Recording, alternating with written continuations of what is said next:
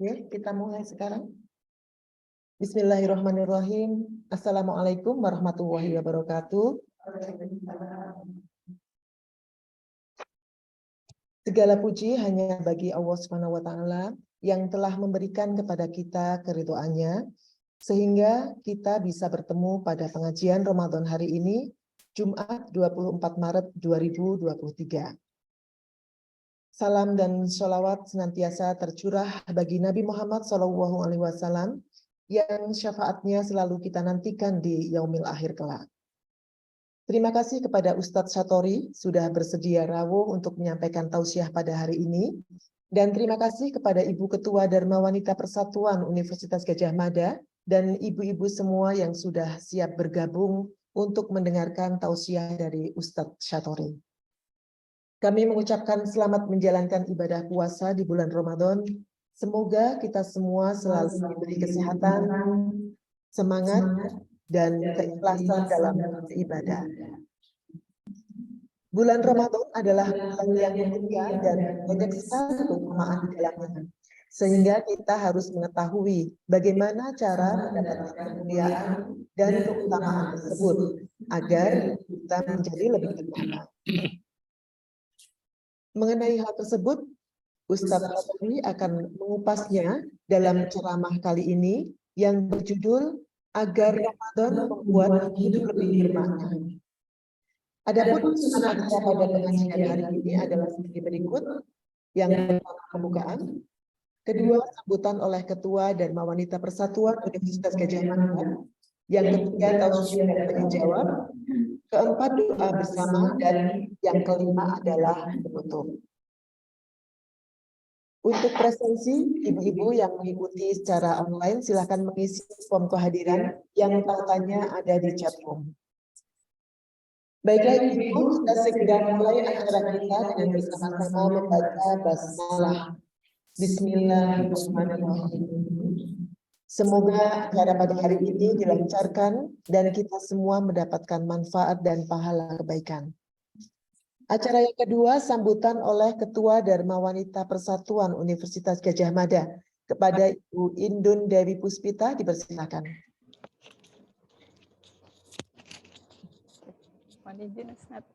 Bismillahirrahmanirrahim. Assalamualaikum warahmatullahi wabarakatuh. Selamat pagi ibu-ibu semua. Alhamdulillahirrabbilalamin. Allahumma sholli ala sayyidina Muhammad wa ala alihi washabbihi wasallam. Jadi ibu-ibu, nikmat yang tidak terbalaskan atau yang tidak henti-hentinya kita ucapkan untuk nikmat bulan puasa yang alhamdulillah kita diberi kesempatan begitu oleh Allah Subhanahu wa Ta'ala bertemu lagi dengan bulan Ramadan di tahun ini. Entah ini Ramadan kita yang terakhir atau kita masih diberi kesempatan di Ramadan berikutnya, tetapi yang jelas kita semua ingin Ramadan kita tahun ini adalah Ramadan yang terbaik begitu Ibu. Sehingga ilmu yang akan dibagikan oleh Ustadz Satori hari ini saya rasa merupakan ilmu yang sangat penting begitu untuk meningkatkan giroh semangat kita gitu untuk mendapatkan cintanya begitu di bulan suci yang istimewa ini.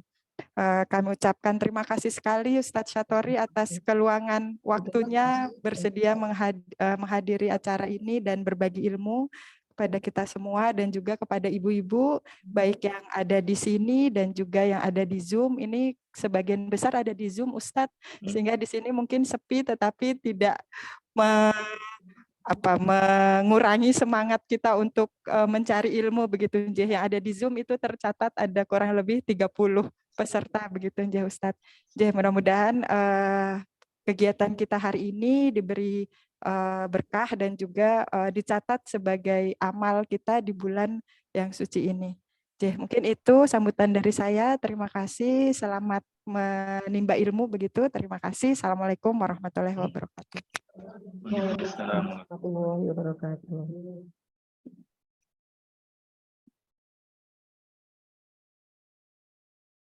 Terima kasih kepada Ibu Indun yang sudah memberikan sambutannya pada kesempatan pagi hari ini. Selanjutnya acara nomor 3 tausiah dan tanya jawab oleh Ustadz Syatori Abdul Rauf. Bagi ibu-ibu yang ingin bertanya, bisa langsung disampaikan setelah tausiah selesai, dan setiap satu pertanyaan nanti akan langsung dijawab oleh Ustadz. Kepada Ustadz Syatori, monggo dipersilahkan untuk memulai tausiahnya. Assalamualaikum warahmatullahi wabarakatuh. Bismillahirrahmanirrahim. Alhamdulillah wa syukrulillah. Thumma salatu wassalamu ala rasulillah. Nabiyyina Muhammad ibn Abdillah wa ala alihi wa ashabihi wa mawalah. La hawla wa la quwwata illa billah amma ba'd.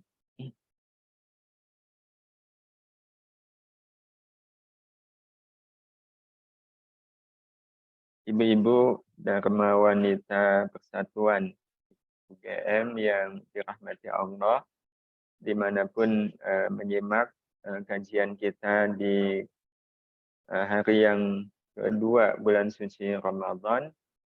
Mudah-mudahan Allah Subhanahu wa taala senantiasa mencurahkan rahmat, barakah dan maghfirahnya untuk kita semua. Yang mudah-mudahan rahmat, barakah dan maghfirah ini terlimpah juga untuk keluarga kita, orang tua kita, dan juga semua saudara dan anak keturunan kita. Amin ya Allah ya Rabbal Alamin. Ibu-ibu yang dirahmati Allah, seperti yang disampaikan oleh Ibu Ketua tadi, alhamdulillah, ya, nikmat tiada kira kita bisa bertemu kembali dengan bulan suci Ramadan. Dan kita ingin Ramadan kami kali ini, Ramadan kita kali ini menjadi Ramadan yang terbaik, yang akan membuat hidup kita lebih bermakna. Jadi bagaimana Ramadan tahun ini menjadikan hidup kita lebih bermakna. Nah, kenapa lebih bermakna? Mari kita lihat kehadiran Ramadan. Ya. Jadi Ramadan itu betul-betul tamu mulia. Ya, karena beliau tamu mulia, ya, pasti beliau datang mendatangi kita untuk maksud yang juga sangat mulia. Ya. Apa maksud mulia dari kedatangan Ramadan? Membentuk kita menjadi pribadi yang mulia. Ini maksud dan tujuan dari Ramadan mendatangi kita, ya, adalah untuk membentuk kita menjadi pribadi yang mulia. Jadi bahasanya membentuk. Kalau membentuk jadinya terbentuk. Kalau sudah terbentuk, mungkin nggak kembali kepada asalnya Ibu. Enggak. Iya, enggak. Jadi sekali kita sudah terbentuk menjadi pribadi yang mulia, selamanya nanti akan mulia. Dan kebermaknaan hidup itu ada pada kemuliaannya. Dan kesempatan untuk menjadi pribadi yang mulia itu ada di bulan suci Ramadan ini.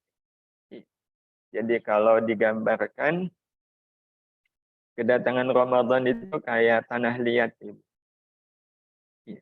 Sebongkah tanah liat, kalau Ibu beli, murah atau mahal? Murah. Murah. Bahkan bisa dikata tidak ada harganya. Tapi sebongkah tanah liat ini, kalau diserahkan kepada ahlinya, tukang keramik semisal, ya, tanah liat ini akan bisa dibentuk menjadi gerabah yang kalau dilanjutkan bisa kemudian menjadi keramik. Yang kalau sudah jadi keramik begini, harganya murah atau mahal? Mahal. Belum lama Bapak Ibu, ada pameran keramik di luar negeri. Macam-macam keramik dipajang. Nah, ada satu keramik itu yang kesenggol pengunjung, oleng, jatuh dan kemudian pecah. Ya, padahal berapa harganya? 686 juta. Itu kalau yang nyenggol Ibu langsung gimana, Bu? Dimarahi Bapak, karena yang bayar Bapak. Iya, tapi jelas itu kan luar biasa. Dari sebongkah tanah liat yang nggak ada harganya bisa dibentuk menjadi keramik yang harganya luar biasa. Yang kalau sudah jadi keramik begini, bisakah dikembalikan jadi tanah liat? Ya, nggak akan, impossible, mustahil.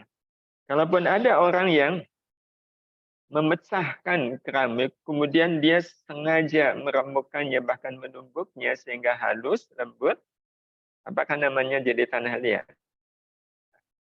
Ya, enggak.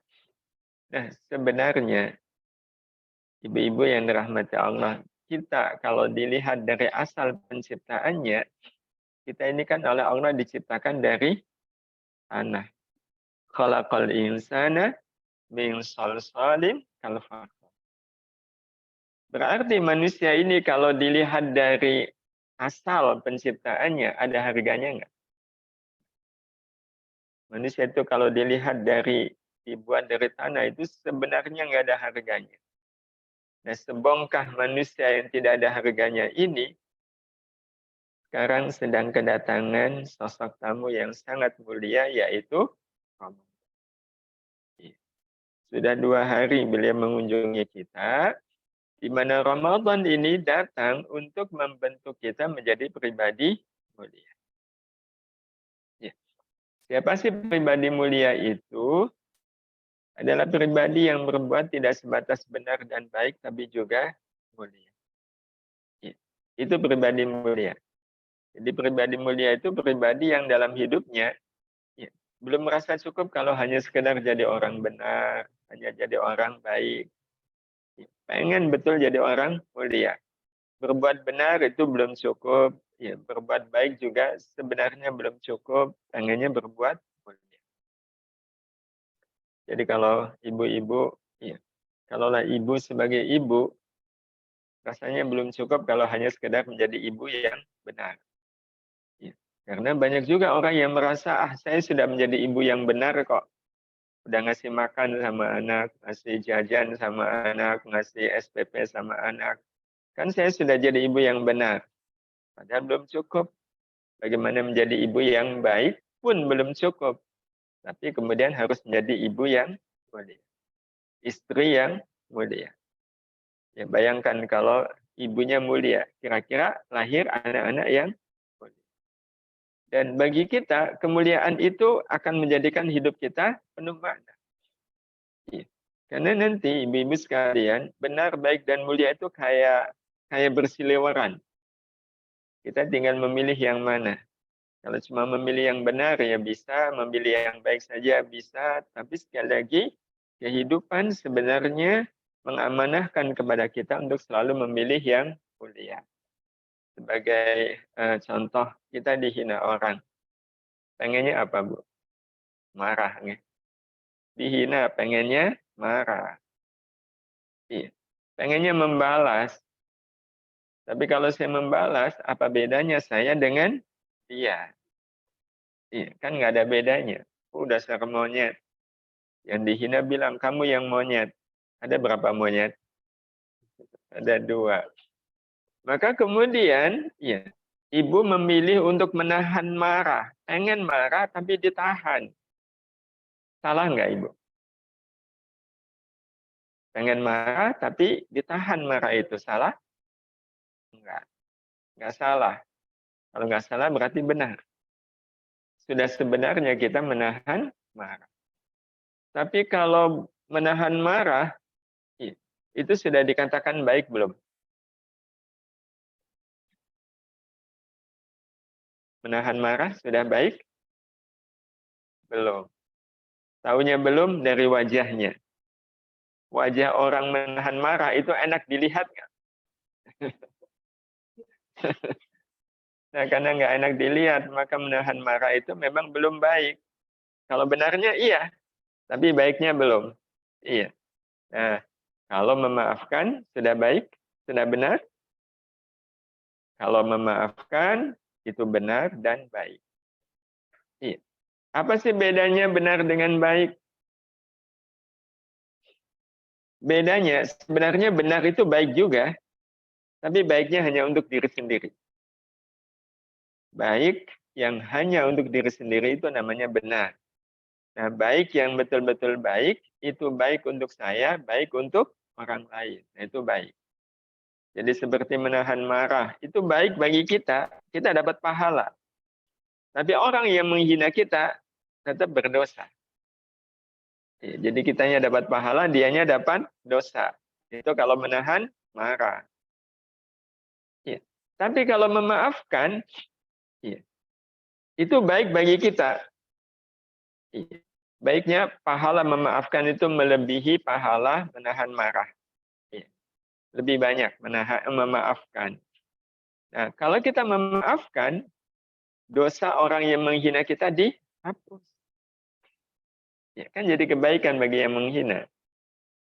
Ya. Ibu, kalau seandainya ibu dihina orang, terus dosa orang yang menghina ibu dihapus, ibu senang nggak?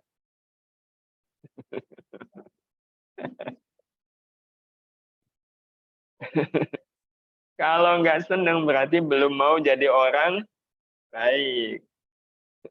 Belum mau jadi orang baik. Nah, padahal memaafkan baru sekedar baik, sudah mulia? Belum. Karena ada pilihan yang ketiga, membalas keburukannya dengan kebaikan. Salah nggak Ibu? Nggak salah. Baik? Ya. Mulia? Ya. Kira-kira Ibu, kalau dihadapkan pada kenyataan ini, Ibu pilih A, B, atau C? Aduh ya Allah, pilih A aja udah setengah mati. Apalagi memilih B, lebih-lebih memilih C. Berarti kalau begitu, kita belum bisa disebut sebagai pribadi yang mulia. Betul? Kita belum menjadi pribadi yang mulia. Padahal Ramadan sudah mendatangi kita berapa kali? Sudah puluhan kali Ramadan datang mengunjungi kita. Dan tujuannya membentuk kita menjadi pribadi yang mulia. Kok sampai sekarang kita belum menjadi pribadi yang mulia? Harusnya Ramadan kapok nggak mengunjungi kita? Harusnya loh Bu. Harusnya kapok.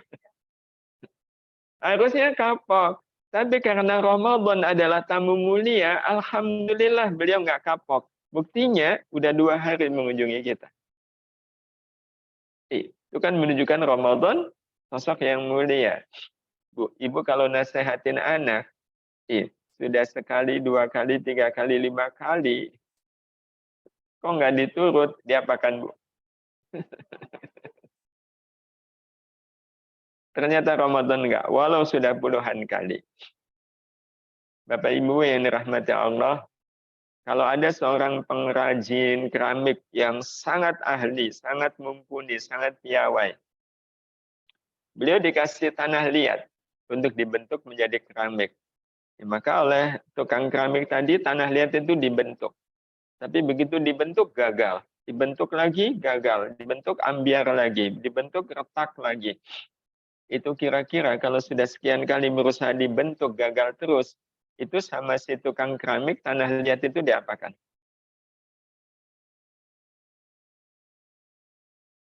Dibuang ya. Betul. Tanah liat itu dibuang.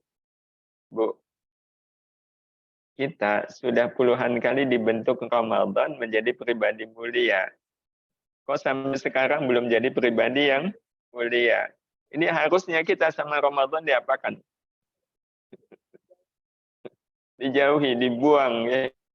Tapi alhamdulillah Ramadan tidak membuang kita. Buktinya sekali lagi 2 hari ini Ramadan sudah membersamai kita. Dan berarti seperti yang tadi sudah disampaikan oleh Ibu Ketua, target kita nggak boleh gagal, dibentuk oleh Ramadan. Iya. Karena Ramadan pasti bisa membentuk, kitanya saja yang tidak mau dibentuk.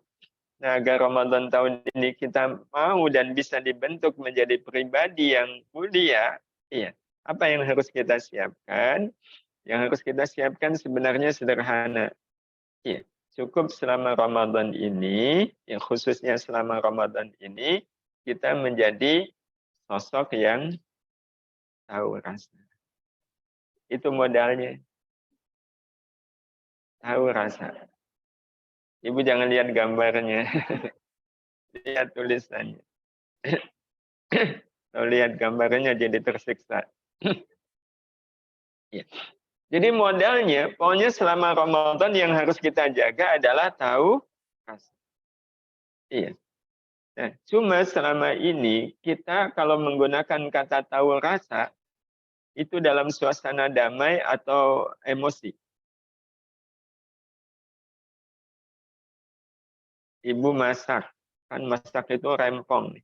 Alhamdulillah akhirnya matang juga. Udah disiapkan di meja makan dengan plating yang menarik. Suami datang, nggak makan. Kenapa? Katanya sudah makan di luar. Anak-anak datang juga nggak ada yang makan. Masih kenyang. Sudah makan di luar. Alhasil masakan ibu masih utuh, tidak ada yang makan. Bu, besok kira-kira ibu masak lagi nggak? Nggak. Kenapa nggak masak? Biar mereka tahu rasa. Biar tahu rasa mereka. Kemarin dimasakan nggak ada yang makan. Sekarang ibu nggak mau masak. Biar tahu rasa. Iya. Tetangga buang sampah ke halaman rumah ibu. Diapakan, Bu? Buang balik. Plus bonus ya. Kenapa dibuang balik? Biar tahu rasa. Berarti selama ini kita menggunakan kata tahu rasa itu dalam suasana emosi. Bukan suasana damai. Kenapa? Karena selama ini kita menggunakan kata tahu rasa untuk orang lain. Iya, orang lain yang tahu rasa. Padahal tahu rasa itu harusnya untuk siapa? Kita. Kita yang harusnya tahu rasa. Loh, yang makan tahu kita kok yang merasakan orang lain kan aneh.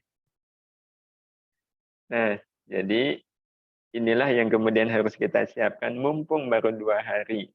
Bagaimana kita menjalani Ramadan ini penuh dengan tahu. Kenapa harus tahu rasa? Karena hidup, ya termasuk di Ramadan ini, alhamdulillah kita masih hidup, itu adalah perjalanan menikmati. Iya. Jadi orang kalau selama dia hidup itu betul-betul dia tahu rasa, dia sangat merasakan nikmatnya hidup. Iya. Jadi kenikmatan dalam hidup itu hanya akan dinikmati oleh orang yang punya tahu rasa. Iya. Karena itu, kalau seandainya ada orang yang hidup tanpa tahu rasa, maka hidup manusia akan terasa gelap, hambar, tanpa. Kan memang begitu. Ada orang apa-apa nggak tahu, itu nggak tahu, ini nggak tahu, di sana nggak tahu, di sini nggak tahu. Itu hidupnya terasa gelap. Karena apa-apa nggak tahu. Orang dalam gelap tahu apa, Ibu? Ya nggak tahu apa-apa, taunya ya gelap. Tanpa rasa. Kebayang juga orang hidup tanpa rasa. Kan hambar. Ketemu anak nggak ada rasa. Ketemu saudara nggak ada rasa. Ketemu tetangga nggak ada rasa. Ketemu suami, iya. Ketemu orang tua, kalau nggak ada rasa kan jadinya hambar. Iya, betul-betul hidupnya hambar. Karena itu ini betul-betul penting. Ya, hidup membutuhkan tahu rasa. Khususnya Ramadan ini. Ya, khususnya Ramadan ini. Nah, gimana caranya kita bisa tahu rasa? Untuk tahu butuh ilmu, untuk rasa butuh basir. Ya, berarti ya, selama Ramadan ini yang dibutuhkan adalah ilmu dan basir. Ya. Yang pertama ilmu. Nah, ilmu di sini apa? Pengetahuan yang membuat kita bisa membedakan baik dan buruk, benar dan salah. Maka penting selama Ramadan ini kita tahu mana yang benar, mana yang salah, mana yang baik, mana yang buruk. Sehingga apapun yang kita jalani selama Ramadan ini betul-betul pakai ilmu. Iya, dengan ilmu. Dan karena baik dan buruk, benar dan salah itu bagi kita adalah menurut Allah. Karena kalau benar dan salah menurut manusia itu bisa macam-macam. Nah, karena menurut Allah, berarti ilmu yang harus kita miliki adalah ilmu agama. Ya, dengan ngaji begini. Ya, maka memang penting kita mengaji begini, karena dengan mengaji kita jadi tahu ilmu agama. Karena banyak orang yang selama Ramadan ini dia puasa, tapi puasanya nggak pakai ilmu. Ketika ditanya syarat rukunnya puasa apa, nggak tahu. Puasa itu pakai niat, nggak tahu. Niatnya kapan, nggak tahu. Itu berarti puasanya nggak pakai ilmu. Nah, kebayang kalau orang puasa nggak pakai ilmu, bagaimana mungkin puasanya bermakna? Bagaimana puasanya berpengaruh? Jadi ini yang kemudian harus kita miliki, Ibu. Rasul sendiri mengatakan thalabul ilmi, mencari ilmu itu fardhah, wajib hukumnya bagi setiap orang. Dikuatkan lagi dengan apa yang Allah katakan di surat Al-Isra ayat 36. Wala taqfu ma laysa laka bihi ilm. Jangan sekali-kali kalian melakukan sesuatu tanpa ilmu. Nah, jadi intinya yang kemudian harus kita siapkan adalah ilmu. Selain ilmu, yang perlu juga kita siapkan di Ramadan ini adalah basirah. Apa itu basirah? Ilmu yang dirasakan. Dan kelak nanti basirah ini yang akan menentukan apakah Ramadan itu bermakna atau tidak bermakna. Sejauh mana kita menjalani Ramadan ini dengan basirah yang kuat. Tidak hanya dengan ilmu, tapi juga dengan basirah. Apa sih basirah? Ilmu yang dirasakan. Nah, karena basirah adalah ilmu yang dirasakan, maka sebenarnya ilmu dan basirah itu satu paket. Satu paket. Jadi logikanya orang kalau sudah tahu, pasti dia punya rasa. Jadi rasa itu mengikuti tahu. Ada tahu, ada rasa. Aslinya begitu. Berarti ada ilmu, pasti ada basirah. Harusnya begitu. Sebagai contoh. Mohon maaf kalau contohnya ini, karena berkaitan dengan rasa. Ibu ini apa, Bu? Nasi.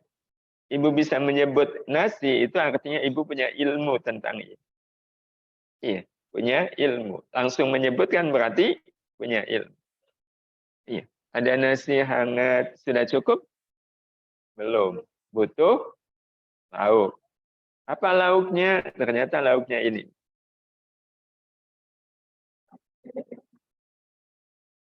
Ibu bisa menyebut sate, berarti ibu punya ilmu. Cuma ini kan satenya ada dua jenis, kanan dan kiri. Yang kanan sate apa, Ibu? Kanan, mentah. Yang kiri, matang. Ibu bisa membedakan yang kanan mentah, yang kiri matang, berarti ibu punya ilmu. Yang membuat ibu bisa membedakan. Nah, sekarang soal rasa. Kan kalau orang sudah punya ilmu, dia akan menemukan rasa. Sate mentah ada rasanya? Ada. Apa rasanya? Nggak enak. Berarti ibu sudah langsung menemukan rasa. Kalau sate matang? Maka ibu pilih mana, Bu? Berarti ibu punya ilmu sekaligus punya basirah. Di dalam soal sate. Ilmu dan basirah ibu sudah mantap soal sate. Kalau ini apa, Ibu? Jeruk. Berarti ibu punya basirah, punya ilmu. Ibu ditawari dua jeruk ini. Yang kanan ini kan jeruk segar. Yang kiri jeruk busuk. Kita bisa membedakan, itu tanda kita punya ilmu. Nah, sekarang soal rasa. Jeruk segar ada rasanya? Apa rasanya? Enak. Kalau jeruk busuk? Enggak enak. Maka kalau seandainya ibu disuruh memilih jeruk busuk atau jeruk segar, ibu akan pilih jeruk. Kalau pulangnya kan tanggal 5 ya? Nah, berarti ibu sudah betul-betul memiliki ilmu dan basirah yang mantap dalam soal jeruk dan sate. Sekarang kita lihat soal yang lain, Ibu. Yang kiri ini orang sedang apa? Ngerasain. Rumpi. Betul? Yang kanan? Ada. Sekarang kita pakai ilmu kita. Ya. Ngerasani orang itu baik atau buruk? Buruk. Ya. Dibanding jeruk yang busuk, lebih buruk mana? Lebih buruk ngerasani. Ya. Kita sudah punya ilmunya bahwa ngerasani orang itu buruk. Nah, sekarang kita lihat rasanya. Bu, ngerasani orang itu rasanya enak atau enggak enak?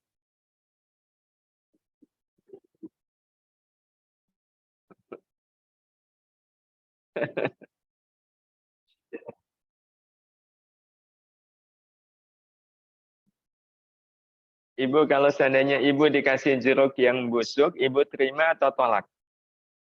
Ibu kalau diajak ngerasani terima atau tolak?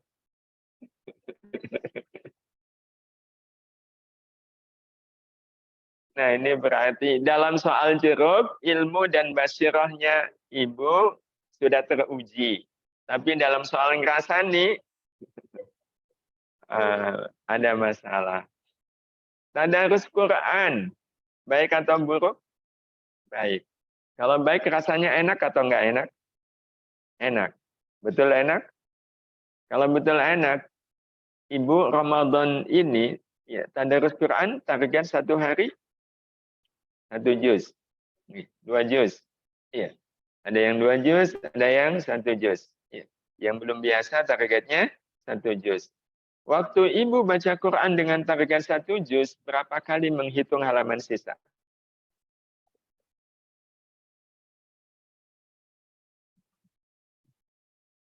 Kalau berkali-kali itu tandanya tadarusnya enak atau enggak enak?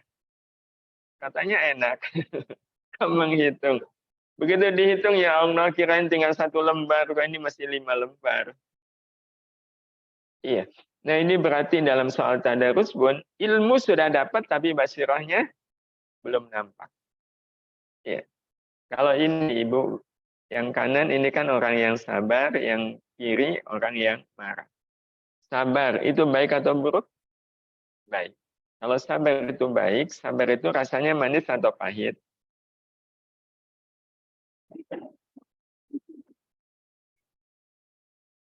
Rasanya manis, tapi kenyataannya? Loh, katanya baik. Katanya baik, tapi rasanya pahit. Nah itu berarti ilmu dengan basirahnya nyambung nggak? Belum. Iya. Kalau marah itu kan buruk. Tapi betapa banyak orang yang kalau belum marah itu belum puas. Padahal itu buruk.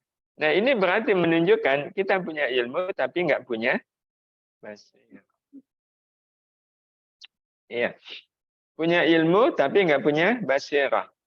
Ibu tahu orang yang punya ilmu tapi nggak punya basirah, mereka itu bukan tanpa alasan. Mereka itu punya alasan, punya dasar. Iya, bahkan punya ayat, tapi ayatnya bikinan sendiri. Bunyi ayatnya apa? Diawali dengan iya sih.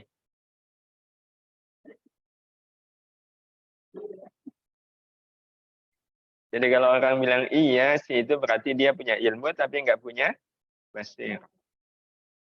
Iya sih, ngerasani orang itu burung, saya tahu. Tapi kalau ngobrol nggak pakai ngerasani, kok rasanya nggak? Iya sih, sabar itu baik. Tapi masa saya disuruh sabar terus-terusan? Sabar kan ada batasnya. Oh, itu sabarnya orang yang kepahitan. Jadi, mengapa ilmu yang kita miliki tidak memancarkan cahaya basirah? Nah, kalau ini jawabannya karena basirah itu hanya akan memancar saat cahaya ilmu bertemu dengan kejernihan hati. Dan inilah Ramadan, kesempatan kita untuk menjernihkan hati.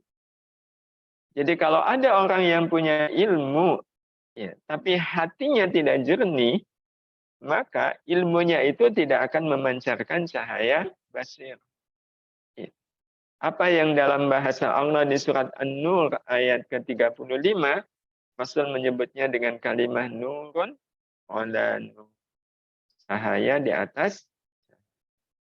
Ya. Jadi semua sangat tergantung pada kejernihan hati. Ya. Jadi hati itu kalau bisa kita ibaratkan seperti cermin. Ini cermin. Sepintas cermin ini jernih atau kotor? Jernih. Ke cermin yang jernih ini kita sorotkan lampu senter. Iya. Tentu lampu senter ini nyala cahayanya. Kemudian cahaya lampu senter ini mengenai cermin. Begitu mengenai cermin, kemudian kita lihat cermin, kita menemukan apa di cermin? Pantulan cahaya, betul? Maka jadi ada dua cahaya. Cahaya lampu senter dan cahaya yang memantul dari cermin yang jernih. Ini yang disebut oleh Allah nurun ala. Jadi nurun di sini adalah cahaya ilmu. Nah, nurinnya ini cahaya basirah. Hanya akan nampak karena ya, cahaya ilmunya masuk ke cermin yang jernih. Sekarang kalau cerminnya kotor, maka apa yang terjadi? Hanya ada cahaya senter. Tidak ada cahaya basirah. Maka kalau seandainya ada orang hatinya masih kotor, sebanyak apapun ilmunya, ujung-ujungnya nanti iya sih. Ilmunya menjadi ilmu yang tidak bermanfaat. Ya. Itu orang kalau punya ilmu tapi hatinya kotor. Ya. Ilmu punya, tapi nggak bisa bermanfaat. Ya. Nggak ada manfaatnya bagi ilmu kalau hati orang itu kotor. Nah, karena itu ini Ramadan, Ibu, menjadi kesempatan bagi kita untuk bisa menjernihkan hati. Dan kejernihan hati itu ada levelnya. Ada orang yang kejernihan hatinya itu 100%.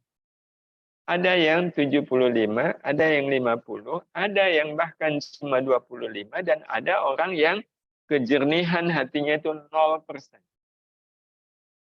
Iya. Jadi ya kalau 0% ya udah gelap, nggak bisa melihat apa-apa. Kalau 25 kan masih ada, ya kayak nampak, ya, tapi ya, lebih dominan gelapnya. Kalau levelnya 100, ya itu berarti levelnya A.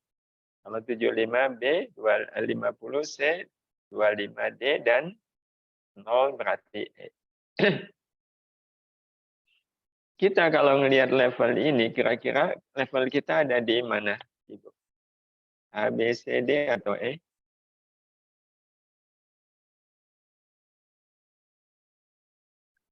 Iya, karena ini nanti akan menentukan seperti apa kebermanaan dan kemuliaan hidup.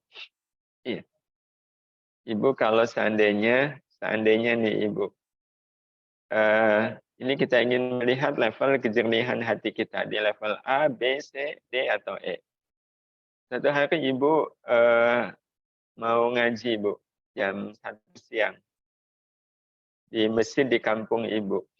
Waktu Ibu mau berangkat itu Ibu sempat gonjang-ganjing. Ya, kenapa? Karena jemurannya belum kering. Ya, mau diambil belum kering, tapi cuaca kok mendung. Ya.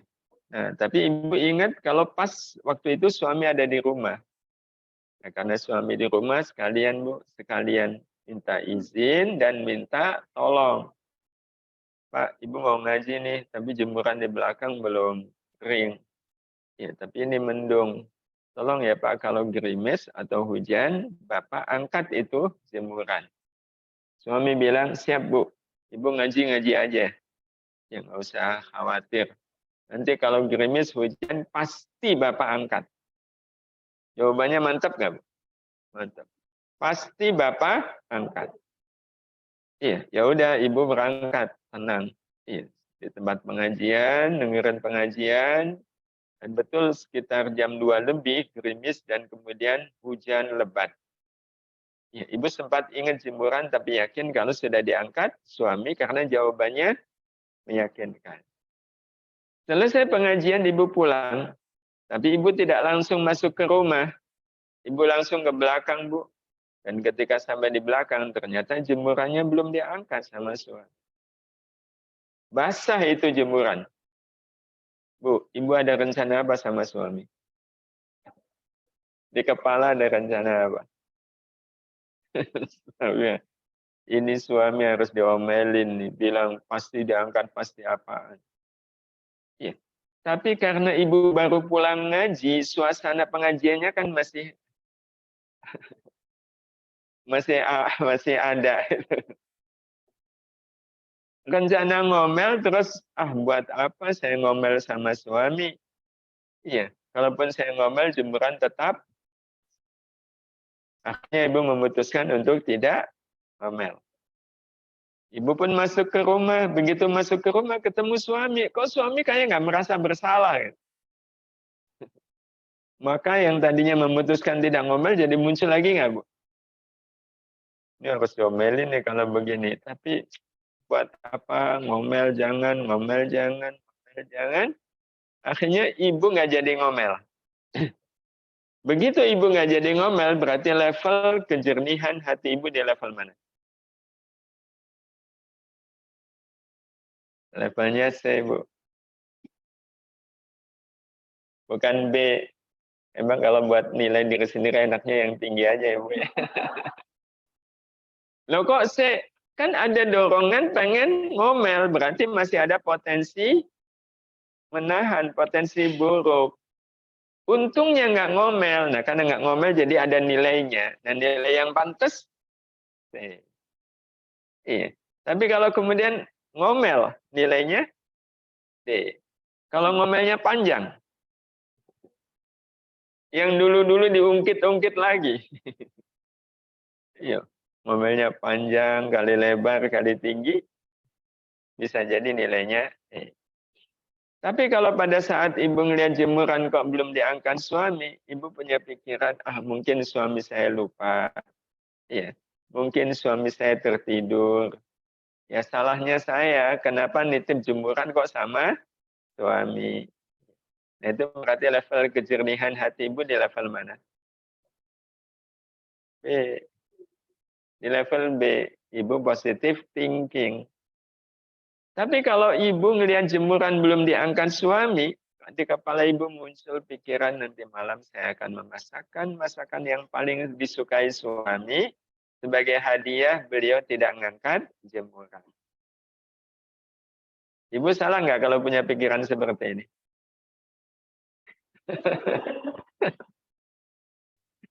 Kalaupun ada, nah istri yang seperti ini levelnya berarti A. Berarti sebenarnya untuk menjadikan level kejernihan hati ibu A itu susah atau gampang? Susahnya di mana? Cuma masak kok, Bu. Apa susahnya masak?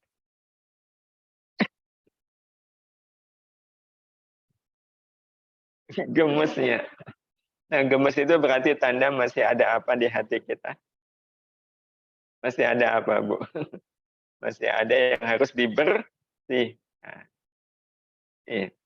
Nah, orang kalau level kejernihan hatinya A itu nanti sebutannya qalbun salim. Kalau B, qalbun sahih. Kalau C, qalbun raib. D, qalbun marib. Nah, ini yang sulit. Qalbun mayyit. Mati rasa. Emang nggak ada rasa. Iya. Nah, tentu kita bisa mereka ya level kejernihan hati kita di level mana. Iya. Tapi dari skema ini berarti Ibu kayaknya yang lebih paling dekat yang mana nih, Bu? C atau B? Yang tahu diri sendiri. Ya. Yang tahu diri sendiri. Tetapi kehidupan sebenarnya menginginkan kita memiliki hati level mana, Ibu? Qalbun. Ya. Nggak ada. Padahal kita harus memiliki qalbun salim. Sebenarnya ada, Bu. Sebenarnya ada. Ya tadi, membalas keburukan orang dengan kebaikan itu berarti menunjukkan levelnya. Iya, membalas keburukan dengan kebaikan.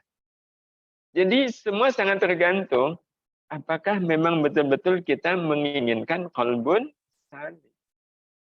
Iya, menginginkan hati kita hati yang salim. Karena memang qalbun salim itu amanah. Ya, kenapa amanah? Nabi Ibrahim pernah berdoa, Ibu, dan doa beliau ini menjadi dalil bagi kita, dasar bagi kita. Beliau mengatakan, wala tukhzini. Ini doa beliau, berdoa. Wala tukhzini yauma yub'atsun. Ya Allah, jangan kau hinakan aku di hari di mana manusia dibangkitkan. Jangan kau hinakan aku, ya Allah. Kapan itu? Yauma la yanfa'u malu wala banun. Yaitu hari di mana harta dan anak-anak tidak akan memberikan manfaat.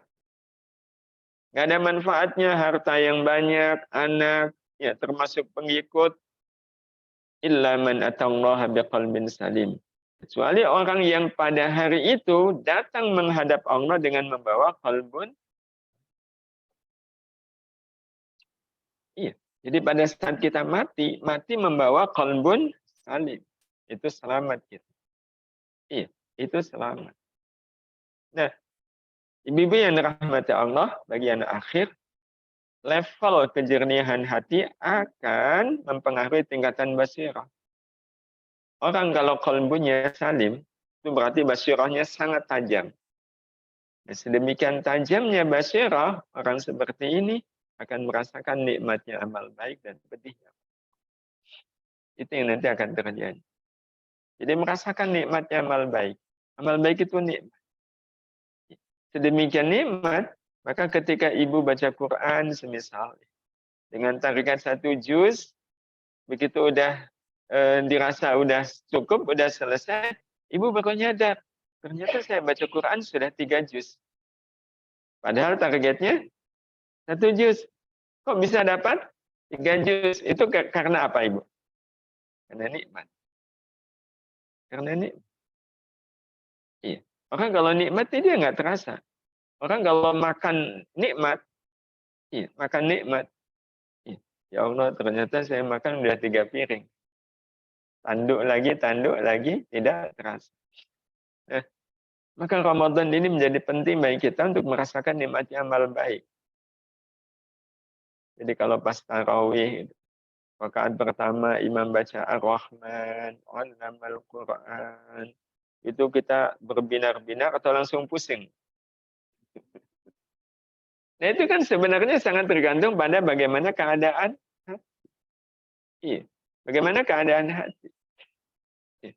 Kalau levelnya B, merasakan ringannya amal baik dan beratnya amal buruk. Jadi tahajud itu bagi orang yang levelnya B, qalbun sahih, itu ringan. Tahajud itu ringan. Tapi belum sampai merasakan nikmatnya.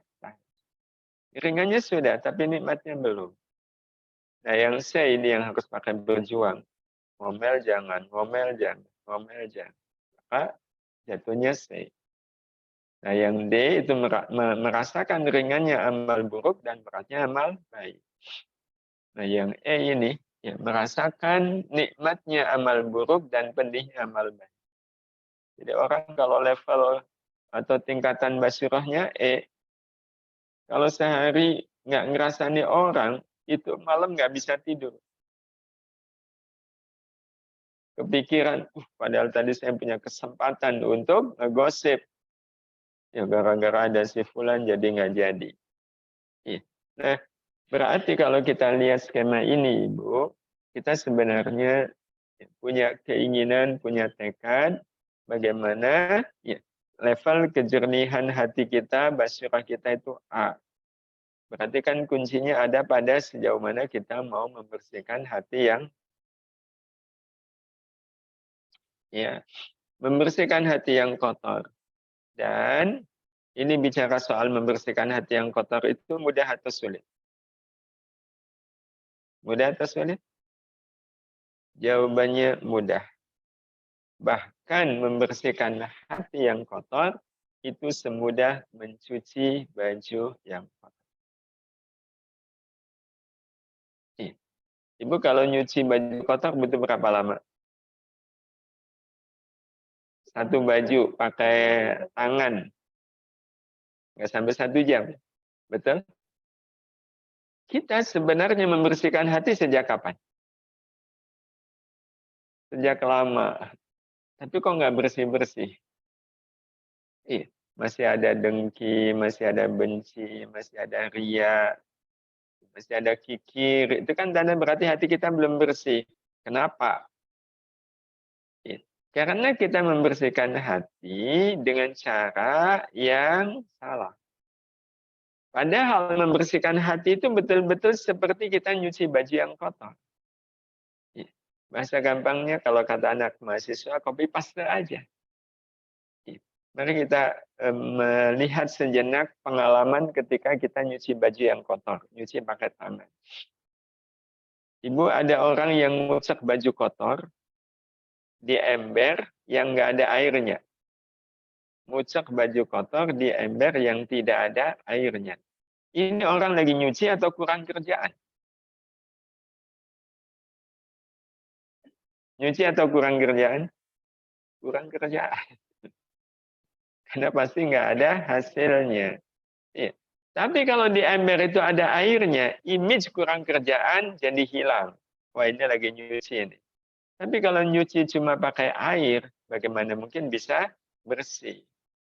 Tapi kalau di air itu ada sabunnya, nah, orang baru mengatakan ini yang nyuci yang hasilnya pasti jernih. Berarti, ya, belajar dari pengalaman nyuci, nyuci itu hanya akan dikatakan nyuci kalau ada syarat rukunnya. Apa syarat rukunnya? Ngucek, pakai air, pakai sabun. Betul? Nah ya udah, ini tinggal copy paste aja. Ketika kita membersihkan hati, maka harus menggunakan tiga syarat ini. Ada nguceknya, ada airnya, ada sabun. Ngucek pakai air, nggak pakai sabun, nggak akan bersih. Ngucek pakai sabun, nggak pakai air, lengket. Pakai air, pakai sabun, nggak dikucek, nggak akan bersih. Ya, berarti tiga-tiganya. Nah, ngucek baju, ibu sudah tahu. Tapi kalau ngucek hati, pakai apa? Pakai amal saleh. Pakai amal saleh. Jadi semua amal saleh itu sebenarnya pengaruhnya ke hati, hati diucek. Apapun amal salehnya. Ibu sholat, ibu puasa, ibu sedekah, baca Quran, zikir, termasuk sekarang kita ngaji, ini kita lagi ngucek hati. Ya, terasa nggak Bu, dari tadi hati kita diucek-ucek? Tapi nyuci hati nggak cukup hanya sekedar ngucek. Berarti amal soleh belum cukup untuk membersihkan hati. Harus ada airnya. Nah airnya apa? Semata karena rahmat. Jadi kita perlu memastikan ya, bahwa saya bisa melakukan amal soleh ini adalah karena rahmat Allah. Bukan karena saya mampu, bukan karena saya bisa, bukan. Semuanya ini adalah karena rahmat. Jadi kayak sekarang ya, kita bisa ngaji, ini harus diyakini sebagai rahmat Allah. Dan memang faktanya ini karena rahmat Allah. Ya, kalau bukan karena rahmat Allah, nggak mungkin kita bisa berkumpul di majelis ini. Jadi kalau ada ibu-ibu, dia rajin sedekah, Bu, kemana-mana. Terus ada orang yang nanya, ibu kok luar biasa, kemana-mana sedekah. Ya, kok bisa, Bu? Terus si ibu ini bilang, iyalah uang saya banyak. Dan saya punya uang banyak ini karena saya bekerja keras. Kalau saya tidak bekerja keras, nggak mungkin saya punya uang banyak. Nah, kalau uang saya nggak banyak, gimana saya bisa sedekah? Orang ini ngucek hati, nggak pakai air. Kurang kerjaan. Hatinya tidak akan jadi bersih, malah hatinya semakin kusut. Itu orang kalau beramal solih, tapi tidak merasa bahwa saya bisa beramal solih ini adalah karena maka ini yang tidak boleh dilupakan, meskipun selama ini kita lupa. Iya, selama ini kita lupa. Iya. Saya bisa membuktikan bahwa selama ini kita lupa, ngucek hati nggak pakai air. Nggak merasa bahwa saya bisa beramal soleh ini adalah karena rahmat Allah. Sebagai contoh, ibu baik sama tetangga. Itu amal soleh. Itu rahmat Allah bukan? Itu rahmat Allah. Kalau bukan karena rahmat Allah, ibu nggak mungkin bisa baik sama tetangga. Nah, nilai rahmat Allah itu berapa? Ini kita bicarakan nilai. Besok kita masuk surga itu karena apa? Rahmat Allah. Kalau bukan karena rahmat Allah, nggak mungkin kita bisa masuk surga. Berarti nilai rahmat Allah itu tinggi atau rendah? Tinggi. Membuat kita bisa masuk surga. Sehingga rahmat Allah dibandingkan dengan surga itu sebenarnya lebih tinggi rahmat. Lebih tinggi rahmat Allah, melebihi surga. Karena surga diperoleh karena mendapatkan rahmat. Jadi ibu bisa berbuat baik ke tetangga itu semata rahmat Allah. Tetangga yang ibu baiki itu membalas kebaikan ibu dengan keburukan. Kecewa nggak? Baik, saya rubah pertanyaannya. Kalau ibu kecewa, wajar nggak? Berarti tanpa ibu sadari, ini menjadi sampel. Selama ini ibu ngucap hati tanpa baik. Wajar nggak kalau ibu kecewa? Sebenarnya itu sangat tidak wajar. Ini saya bilang sangatnya harusnya 1 juta kali. Untuk menunjukkan memang sangat tidak wajar. Loh nggak wajar gimana? Wong saya sudah baik ke dia, tapi dia kok berlaku buruk ke saya, ya saya kecewa dong. Kan wajar? Enggak. Kenapa enggak? Sebab kalau orang sudah kecewa, biasanya lanjutannya apa? Percuma saya baik sama tetangga. Betul? Ibu merasa ya, sia-sia nggak berbuat baik ke tetangga? Kalau tetangga membalas kebaikan ibu dengan keburukan, sia-sia. Percuma, sia-sia saya berbuat baik ke tetangga kalau akhirnya tetangga berlaku buruk kepada saya. Tahukah orang yang mengatakan seperti ini seolah kalau tidak dikatakan berarti sama dengan dia mengatakan percuma saya dapat rahmat Allah.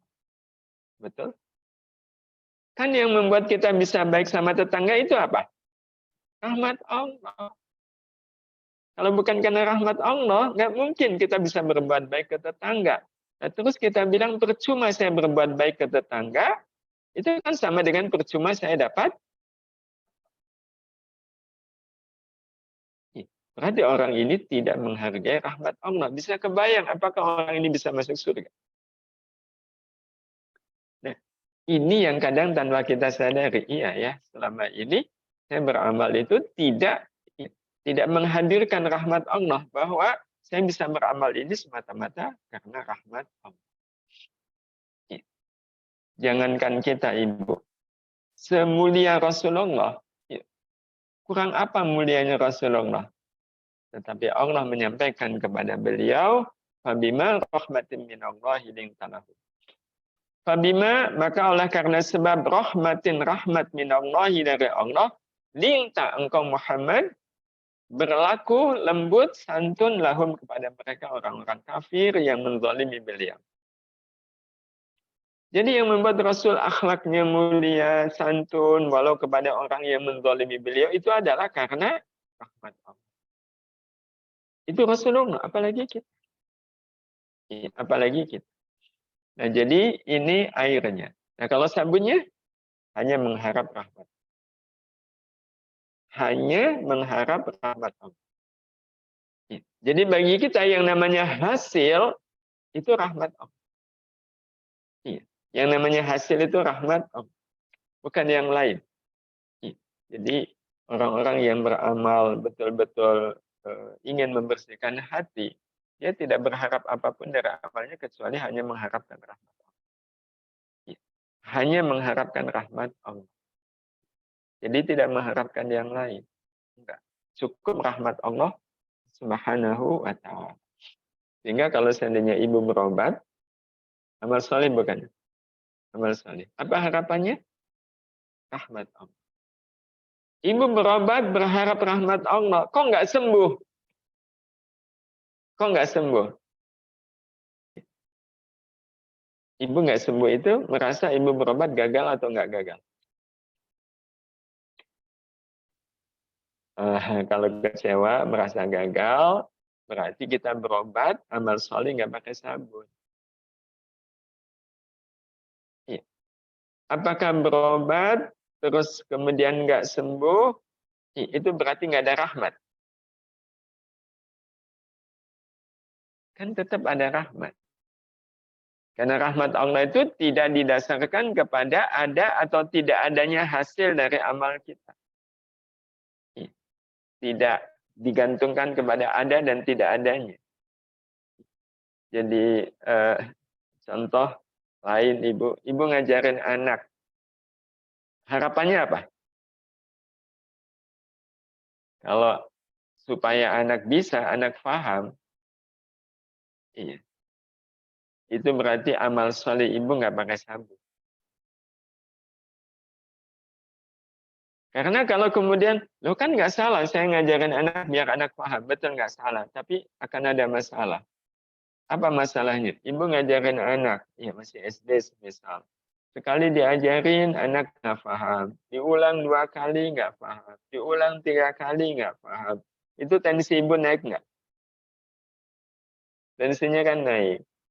Bandingkan dengan semisal ya Allah ini anak minta diajarin. Bismillah saya ajarin anak saya. Saya berharap dengan saya ngajarin anak saya ini saya dapat rahmatmu ya Allah. Saya dapat rahmat. Sekali diajarin anak nggak paham. Kita sudah dapat rahmat belum? Sudah. Iya. Kan berharap dari saya ngajar. Ngajarnya sudah. Berarti rahmatnya dapat. Bahwa anak nggak paham. Ya tinggal diulang. Diulang 2 kali anak nggak paham, berarti ibu dapat rahmatnya berapa? 2. Diulang 3 kali nggak paham, berarti ibu dapat rahmat Allahnya 3. Maka ibu merasa ngajarin anak walau nggak ada hasilnya, itu bagi ibu gagal nggak? Gagal nggak? Enggak. Enggak. Iya. Nggak gagal. Karena itu tensinya juga nggak naik. Iya. Saya masih ingat masih ada hubungan saudara. Jadi beliau punya anak masih sekolah di Sanawiyah. Besok anaknya mau ujian nahwu. Nah, minta diajarin bapaknya. Dan bapaknya paham tentang ini. Iya. Diajarin, Bu. Kali, 2 kali, sampai 5 kali anak nggak paham. Kata bapaknya, nak, bapak udah jelasin nih halaman sekian 5 kali. Kamu paham nggak? Enggak. Oh, nggak paham. Bapaknya berpikir, ini 5 kali nggak paham, kayaknya 6, 7, 8, 9 juga nggak paham. Maka kata bapaknya, ya udah sekarang halaman berikutnya. Ya, diterangi 5 kali nggak paham. Paham nggak, nak? Enggak. Ya udah lanjut. Sampai 10 halaman. Nggak ada yang difahami. Iya, nggak ada yang difahami. Bapaknya mangkel nggak? Enggak. Iya. Nah, sudah 10 halaman nih. Iya, kamu paham nggak? Enggak. Ya udah. Iya. Kamu sudah usaha, Bapak juga sudah usaha. Udah sekarang saatnya kamu tidur. Ini berarti bapaknya dapat rahmat berapa? 5 kali 10 kan? 50 rahmat. Apa yang terjadi ketika anaknya besok ujian dapat nilai besar? Bapaknya kan nanya, kamu kok bisa nilainya besar? Katanya nggak paham. Ya saya juga nggak tahu Pak, begitu ujian, saya jadi ingat dengan apa yang Bapak jelaskan tadi malam. Walaupun dia bilang nggak paham. Berarti si anak ini akhirnya paham itu karena apa? Rahmat. Ya. Itu rahmat Allah. Ya. Nah, karena itu, ini sebagai akhir penutup ibu-ibu yang rahmat Allah Subhanahu wa Ta'ala, orang yang hatinya bersih akan memahami dan merasakan keseluruhan hidup ini adalah rahmat. Keseluruhan hidup ini rahmat Allah. Jadi orang kalau betul-betul hatinya bersih, kan hidupnya jadi dekat dengan rahmat Allah. Tidak ada yang dia pahami dalam apapun yang ada dan terjadi dalam hidup ini kecuali dia memahaminya sebagai rahmat Allah. Dan itu juga dinyatakan oleh Allah di surat Al-A'raf ayat 56. Rahmati wasi'at kulla syai'. Dan rahmatku, kata Allah, itu meliputi segala sesuatu. Jadi di dalam segala sesuatu itu ada rahmat Allah. Segala sesuatu dalam hidup kita, iya, itu adalah rahmat Allah. Nah, sementara segala sesuatu dalam hidup kita, kan cuma ada dua kemungkinan. Kalau tidak sesuatu yang membuat kita senang, yang membuat kita susah. Nah, orang yang hatinya bersih, dia akan memahami senang dan susah adalah rahmat Allah. Dan orang yang sudah memahami dan merasakan senang dan susah adalah rahmat Allah, maka apapun yang dilakukannya adalah amal. Sehingga pribadi yang melakukannya akan menjadi pribadi yang begitulah sebenarnya Ramadan membentuk kita. Semuanya sangat tergantung selama kita Ramadan ini, kita mengisi Ramadan dengan amal-amal salih. Dan pastikan apapun amal salih yang kita lakukan di bulan Ramadan ini, kita lakukan semata karena rahmat Allah dan hanya mengharapkan rahmat Allah. Dan kalau kita pikir, puasa ini kalau kita berharap, mau berharap apa, Bu? Ya, apalagi kalau bukan mengharapkan rahmat Allah. Puasa membuat kita nggak berpikir yang lain. Ada nggak orang yang puasa biar uangnya banyak? Nggak nyambung. Iya, puasa biar ngirit. Buktinya malah ngorot kan. Iya. Jadi puasa itu sudah mengajarkan kepada kita, saya mau berharap apa lagi nih dengan saya puasa kalau tidak mengharapkan rahmat Allah. Dan kita bisa puasa itu sebenarnya karena apa? Rahmat Allah. Karena rahmat Allah. Ini yang membuat kita siang-siang begini kok mau menahan diri dari makan dan minum, itu kalau bukan karena rahmat Allah nggak bisa. Kenapa? Karena siang hari begini, kalau mau makan minum susah atau gampang? Susah atau gampang? Gampang. Gampang. Tapi kita tidak melakukannya kan? Kita nggak melakukannya. Itu kalau bukan karena rahmat Allah nggak bisa. Orang kalau lapar pengen apa? Makan. Makanannya ada nggak? Ada. Untuk memakannya susah atau gampang? Gampang. Tapi kenapa kita nggak melakukannya? Itu bukti di situ ada rahmat Allah. Wong saya lapar, haus, kan pengennya makan, makanannya ada di depan, dan tinggal diambil, masukkan ke mulut, udah, perut kenyang. Tapi kita nggak mau melakukannya, sungguh itu rahmat Allah. Jadi kalau selama Ramadan ini Ibu, apapun amal baik kita lakukan semata karena rahmat Allah, dan tidak berharap apapun selain hanya mengharapkan rahmat Allah, maka insya Allah akhir Ramadan hati kita bersih. Dan ciri hati kita bersih, apapun difahami sebagai rahmat Allah. Itulah yang akan membuat kita terbentuk menjadi pribadi yang hadan ya Allah wa iyyakum.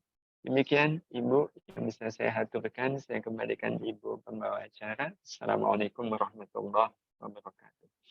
Waalaikumsalam warahmatullahi wabarakatuh. Luar biasa sekali apa yang sudah disampaikan oleh Pak Ustadz tadi, dan hati kita sudah diucek-ucek pada pagi hari ini.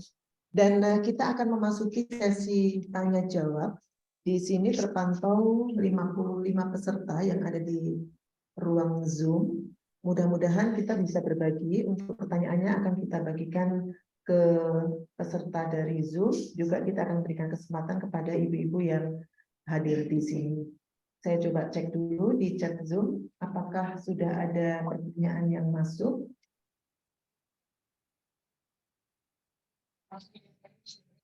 Dari Ibu Tati Burustiati, mohon izin bertanya, sudah sering muncul keinginan membalas keburukan dengan kebaikan, tapi sering juga dilawan sendiri dengan dalih tidak mendidik, bahwa nanti yang berbuat keburukan itu kalau dibalas dengan kebaikan, maka yang berbuat keburukan tadi menjadi tidak menyadarinya. Lalu apakah setiap keburukan itu sebaiknya dibalas dengan kebaikan? Monggo Ustadz bisa dijawab. Iya, baik, terima kasih Ibu. Sebenarnya pada saat itu kita dihadapkan pada dua pilihan, mendidik dia atau mendidik diri sendiri. Iya. itu kan pada saat yang sama kita seperti diberi kesempatan untuk mendidik diri sendiri. Mendidiknya apa? Udah, ya saya balas keburukan dia dengan kebaikan. Iya. Nah, sehingga dalam konteks apapun memang yang paling kemudian kita harus dahulukan adalah ke kita. Iya, ke kita. Jadi apapun kejadiannya, apapun peristiwanya adalah yang penting saya jadi orang baik dulu. Iya, saya jadi orang baik dulu, dan karena target kita nggak hanya sekedar baik, tapi juga mulia, maka kita muliakan diri kita dengan cara kita melakukan yang paling baik.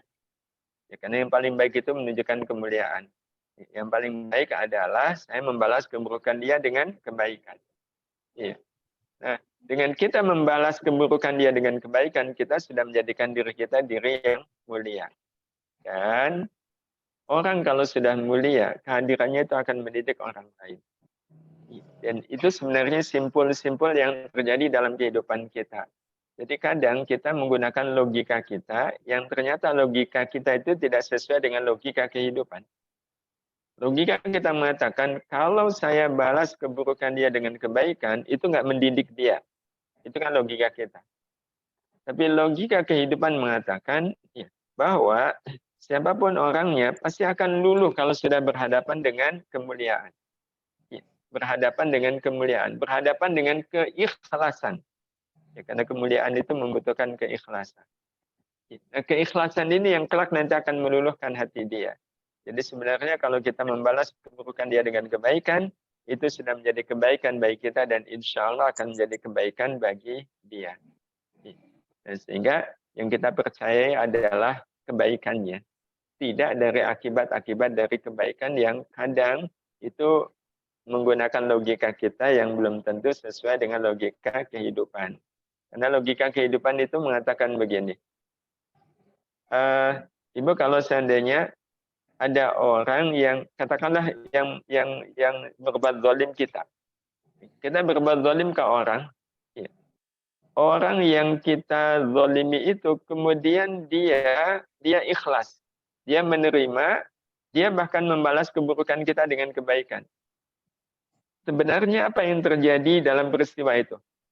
Yang terjadi ini kalau kita menggunakan kacamata iman, kita dalam posisi ini sebenarnya ya, kita sedang diserahkan oleh beliau ke Allah. Ya, diserahkan ke Allah. Ya. Karena diserahkan ke Allah, maka Allah pasti akan mengubah kita menjadi orang baik. Ya, mengubah kita menjadi orang baik. Tapi kalau diubah oleh Allah menjadi orang baik kok enggak bisa, enggak mau. Ya berarti nanti Allah akan menggunakan cara lain agar kita bisa berubah. Karena memang kalau ada orang yang membalas keburukan orang dengan kebaikan, Allah Subhanahu wa taala akan memberikan untuk orang ini 2 pahala, 2 kebaikan. Kebaikan yang pertama adalah Allah akan catat kebaikannya dengan nilai yang sangat tinggi, nilai yang mulia. Kemudian yang kedua, Allah akan balikan hati orang yang semula berbuat zalim menjadi orang yang baik. Iya, itu hadiah yang Allah berikan kepada orang yang mau membalas keburukan orang dengan kebaikan. Allah akan balikan hatinya menjadi orang yang baik ke kita yang dizalimi. Ya. Kalau dia kok tetap nggak baik, itu artinya Allah artinya dia mengizinkan, ya, memberi izin kepada Allah untuk dalam bahasa kitanya nyelentik. Ya, orang ini akan diselentik oleh Allah Subhanahu wa taala. Mungkin melalui kejadian-kejadian yang tidak enak. Tapi yang melakukannya bukan kita.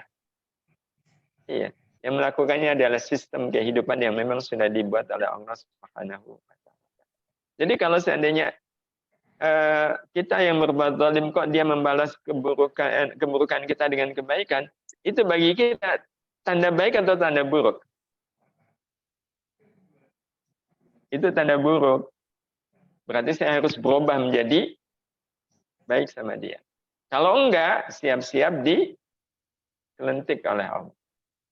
Iya, sebenarnya itu yang terjadi kalau seandainya kebaikan dibalas, keburukan dibalas dengan kebaikan. Dan itu yang kita pegang. Daripada kalau semisal yang membalas keburukan dia kita. Iya. Saya membalas keburukan dia dengan keburukan ini dalam maksud mendidik. Itu kan sebenarnya ada bedanya. Nah, maka yang tepat memang seperti yang disebutkan oleh Allah, idfa' billati ya. Begitu Ibu. Mudah-mudahan jelas. Terima kasih. Masih ada lagi Ustadz. Dari Ibu Roh Wahyu Widayati. Assalamualaikum Ustadz. Kita dengan rahmat Allah sudah berusaha membalas keburukan dengan kebaikan. Tapi kenapa masih kadang-kadang muncul rasa sedih dan nangis mengingat kedoliman yang pernah kita terima? Gimana ya Ustadz mengelola ini? Jazakillah. Monggo Ustadz. Baik. Jadi kadang kita masih ada nyimpan tidak bisa menerima. Nah, kalau itu terjadi, maka yang kita bisa sampaikan adalah kalau rumus awalnya begini. Apapun peristiwa yang terjadi dalam kehidupan kita, dari manapun peristiwa itu, maka sebenarnya yang terjadi adalah peristiwa antara kita dengan Allah. Maka yang kemudian kita bangun adalah hubungan baik dengan Allah. Salah satunya Allah menyuruh kita membalas keburukan orang dengan kebaikan. Tapi kok rasanya saya masih belum rela gitu, masih menyimpan sesuatu. Nah, kalau itu terjadi, ya, kita sampaikan kepada Allah, ya Allah, ya, saya sudah berusaha membalas keburukan dia dengan kebaikan. Saya sudah bisa melakukannya ya Allah. Tapi kok rasanya hati ini kayak masih belum terima. Ya Allah, kalau saya kok merasa belum terima, ya Allah saksikan, ya, rasa tidak terima itu bukan saya Allah. Itu bukan saya. Itu suara yang dibisikkan oleh sosok-sosok yang tidak baik. Itu bukan saya Allah. Kalau saya ya Allah, saksikan, saya ridho. Saya ridho dengan kezaliman dia. Saya ikhlas ya Allah, saya maafkan dia. Bahkan saya berdoa, ya Allah, jadikan orang-orang yang menzalimi saya itu Engkau berikan kehidupan yang lebih baik. Sampaikan itu kepada Allah, sampaikan kepada Allah dengan hati yang sungguh-sungguh, nanti Allah yang akan mengambil beban itu. Karena tidak ada yang bisa membalikan hati kecuali Allah. Sampaikan aja ke Allah, saya ridho, saya ridho, saya ridho. Itu cara kita menghilangkan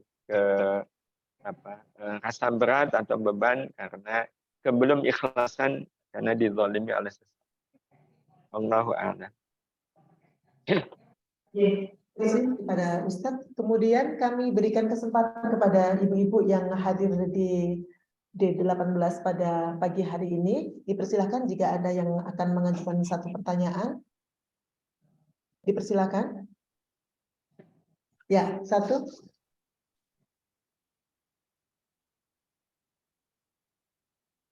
Waalaikumsalam. Saya mau bertanya ini sama Pak Syiro, Ustaz, dalam rangka kita bisa merasakan ilmu yang kita ketahui itu kan berat sekali ya. Nah itu beratnya itu memang karena kekotoran hati kita sendiri dari dalam diri kita sendiri, atau memang itu ada gangguan atau gangguan dari luar, misalnya digoda setan.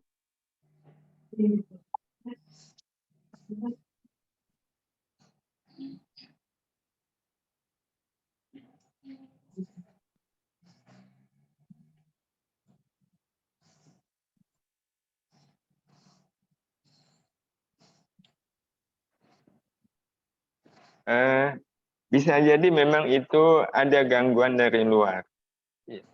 Tetapi gangguan dari luar itu bisa jadi karena kita mengizinkannya. Karena kita mengizinkannya. Kita mungkin merasa enggak kok saya enggak mengizinkan. Nah, tetapi faktanya bisa jadi kita mengizinkan. Nah, kenapa? Karena kaidahnya apapun kejadian yang dialami oleh kita, apapun kejadiannya, maka yang harus disegerakan pada diri kita adalah pikiran. Pikiran benar. Nah, pikiran benar itu wujudnya, apapun kejadiannya, pasti ada maksud baik dari Allah. Pasti ada maksud baik dari Allah. Jadi kita mengalami kejadian apapun, dihina orang, ditipu orang, dikhianati orang, difitnah orang, iya. Ataupun kita mengalami kejadian jatuh, gagal, rugi, iya. Selalu yang ada di kepala kita pasti ada maksud baik dari Allah. Kalau sudah muncul itu, nah itu yang nanti akan menutup pikiran-pikiran yang lain. Iya. Secara otomatis pikiran-pikiran lain itu tidak akan masuk. Karena kita sudah mengunci. Pasti ada maksud baik dari Allah. Pasti ada maksud baik dari Allah. Tapi kalau pikiran seperti itu nggak ada, nggak muncul, maka yang muncul bisikan-bisikan tadi. Iya, bisikan-bisikan tadi. Iya. Dihina orang, tuh lihat dia. Muncul pikiran-pikiran yang salah, pikiran-pikiran yang nggak benar. Sebenarnya yang harus kita lakukan adalah menyegerakan muncul pikiran bahwa di balik peristiwa apapun pasti ada maksud baik dari Allah. Ya, pasti ada maksud baik dari Allah. Hukumnya nanti kalau kita sudah punya keyakinan di dalam kejadian apapun ada maksud baik dari Allah, Allah pasti akan tampakkan maksud baiknya itu. Allah akan tampakkan maksud baiknya itu. Nah, kapan Allah menampakkan maksud baiknya? Nah, kalau ini terserah Allah. Iya, kita nggak bisa memaksa. Ya, itu terserah Allah Subhanahu wa Ta'ala. Sebagai contoh, ibu mengalami kejadian dan ibu diinjak orang. Dan orangnya berdiri di atas sandal ibu. Ada sandal ibu mau dipakai buat lebaran. Ditanyain Ryan dulu. Ibu melihat kejadian itu, yang muncul dalam pikiran ibu apa?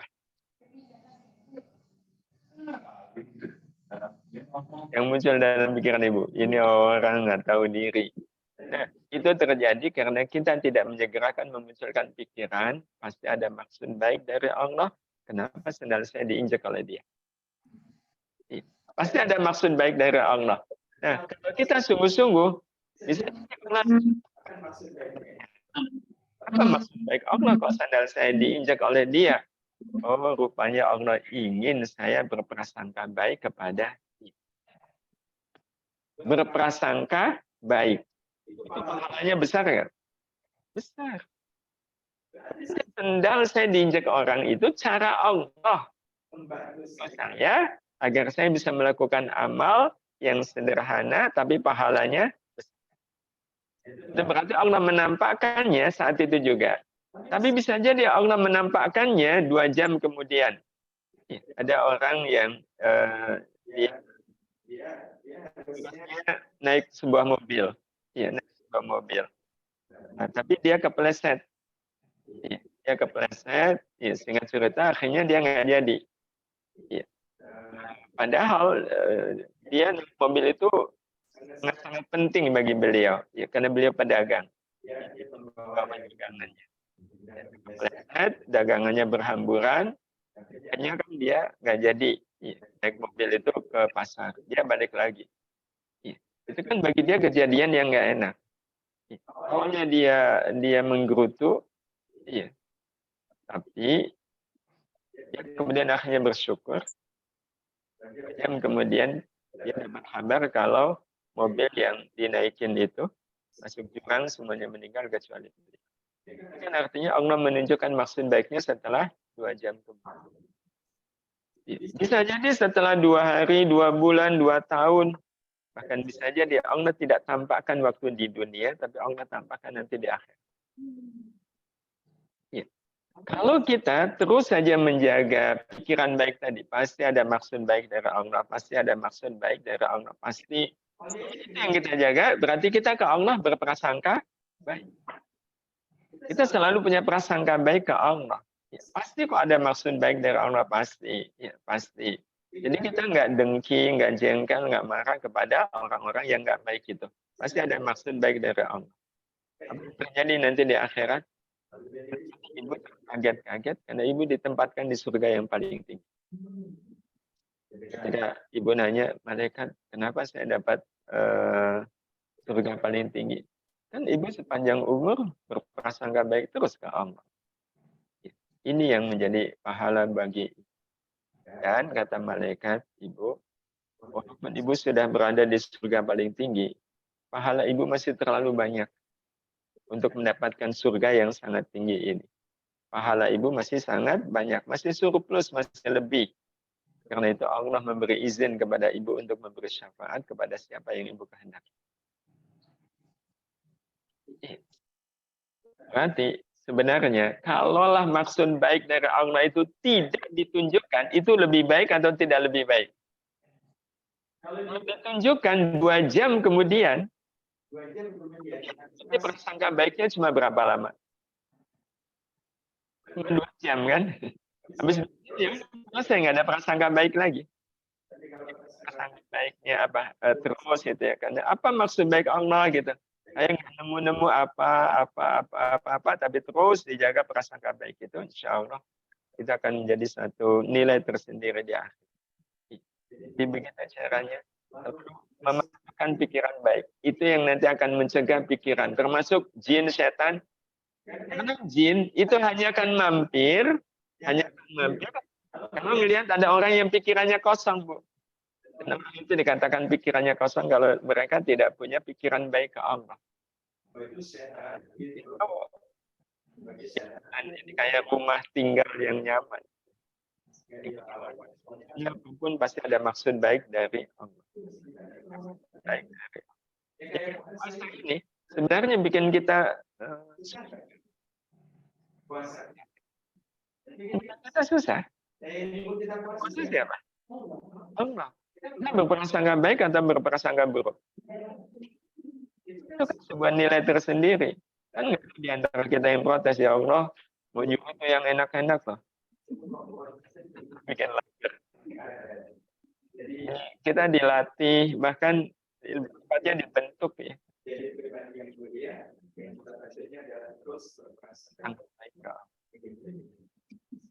Ya, terima kasih kepada ibu-ibu yang sudah mengajukan pertanyaan, dan sebenarnya masih ada pertanyaan, namun karena kita sudah di penghujung waktu, monggo pada Ustadz kami persilahkan untuk memimpin doa pada kesempatan hari ini.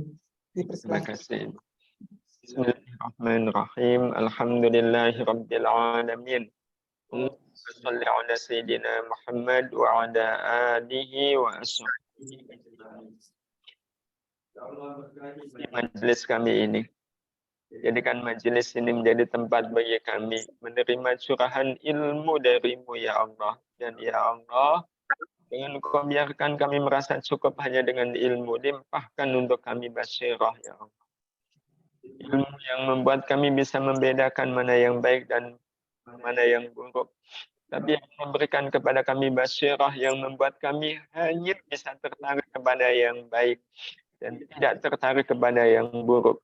Ya Allah, jadikan ilmu dan basyirah ini kami, Allah, hati kami selalu diliputi oleh rasa cinta kepadamu. Yang cintainya. Ini hati kami kebencian kepada dosa dan maksiat, pada segala yang salah. Taburkannya hati kami ini dengan rasa takut kepadamu, takut yang selalu mencegah kami dari melakukan salah dan dosa. Ya Allah, hidup di dunia ini hanyalah sebentar, sesaat dan sementara.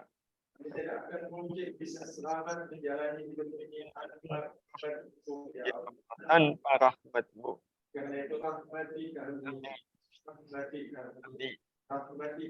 Ya Allah, dan jadikan Ramadan ini betul-betul menjadi bulan rahmat bagi kami, bulan rahmat bagi kami. Orang tua kami, ya Allah, rahmati keluarga kami, rahmati saudara-saudara kami. Semuanya, ya Allah, rahmati kami. Dengan Kau, ya Allah, tuntun dan bimbing kami. Juga mulia. Ya Allah, kami betul-betul mohon kepadamu. Disibukkan kami dengan amal-amal yang kelak nanti akan memuliakan dunia dan akhirat kami. Izinkan di sisa umur ini Kami bisa melakukan amal mulia yang tidak hanya akan menjadi jalan surga bagi kami, tapi juga akan menjadi jalan surga bagi kedua orang tua kami, ya Allah. Allah lagi kami membalas kebaikan orang tua kalau tidak menjadikan diri ini jalan surga bagi keduanya. Takdir kami bisa menjadi orang tua yang bisa menjadi jalan surga bagi anak keturunan kami semuanya. Allahumma inna nas'aluka ridhaka wal jannah wa na'udzu bika min sakhatika wan nar. Ya Allah, izinkan di Ramadan kami ini menjumpai Lailatul Qadar, ya Allah. Kami untuk menjalani Lailatul Qadar dengan ibadah yang terbaik untukmu ya Karim. Haqqa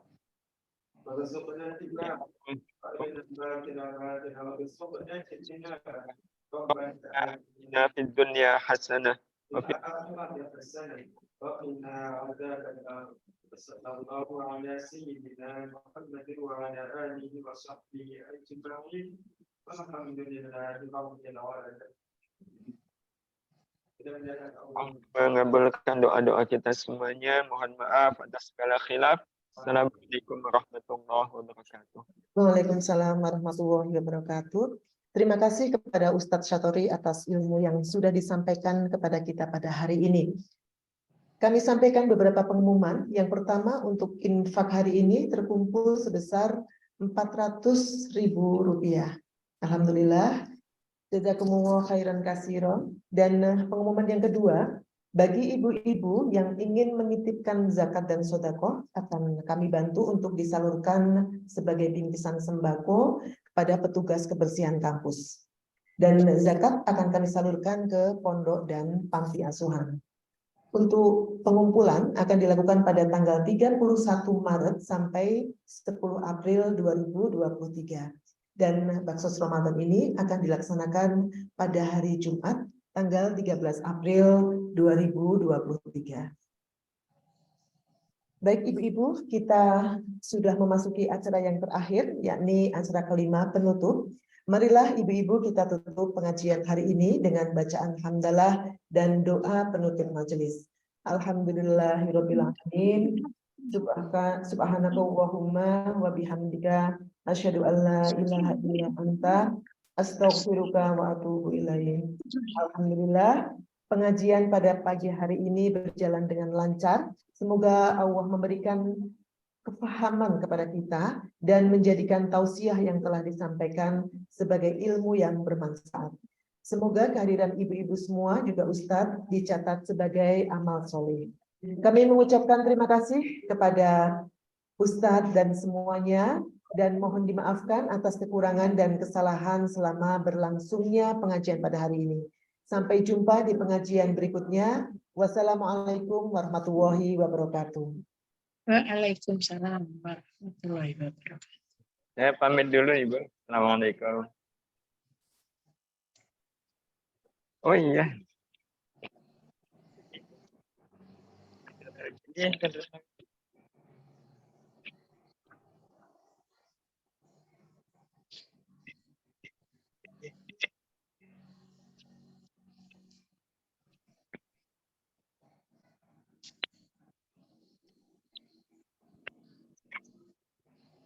Tidak, saya bawa buku. Aduh.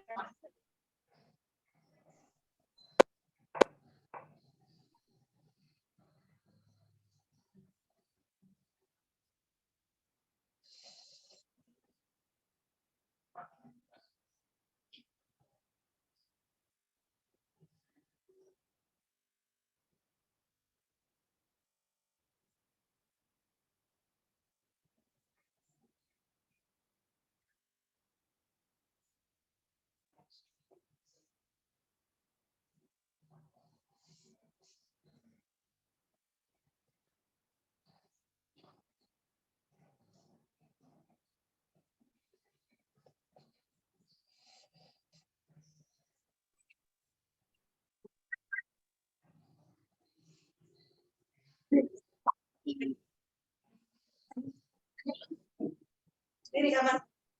Akan sudah Oke, saya selamat ini kita. Emang pertama kita tambahin pasir asli ke dasar laut.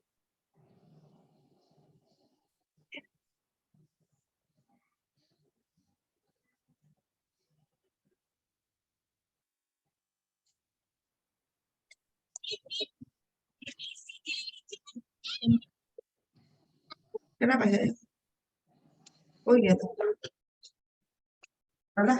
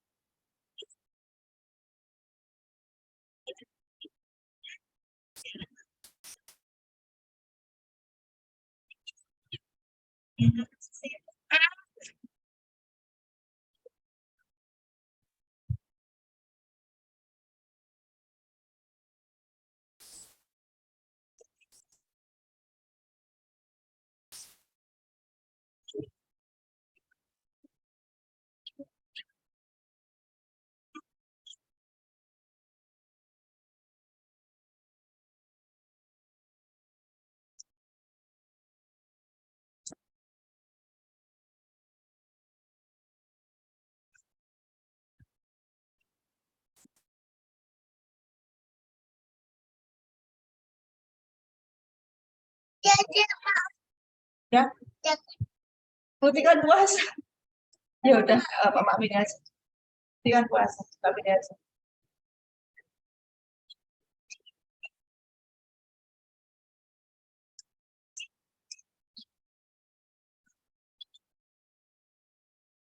Minum.